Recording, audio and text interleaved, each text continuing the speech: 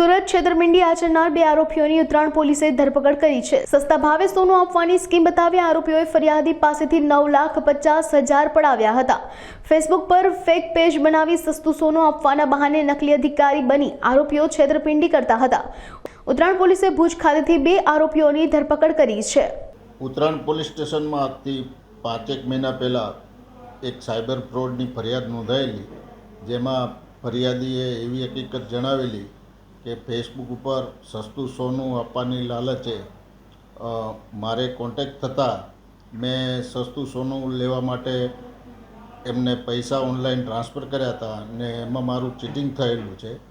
આ બાબતે ઉત્તરાયણ પોલીસ સ્ટેશનથી સાયબર ઇન્વેસ્ટિગેશન કરી અને આરોપીઓના ભૂતથી લોકેશન મેળવી ગુનો અનડિટેક હતો એ ગુનો ડિટેક્ટ કરી અને ભૂતથી અમન ઇબ્રાહિમ રાયમા, નવાબ હુસેન સોઢા કે બંને જે ભુજ ઝૂંપડપટ્ટીમાં રહે છે, ડ્રાઇવિંગનો ને એનો ધંધો કરે છે અને સાયબર ફ્રોડ કરીને 9.5 લાખ રૂપિયા ટ્રાન્સફર કરી લીધા હોય એને ત્યાંથી પકડી લાવી અને ધોરણસર કાર્યવાહી કરેલ છે।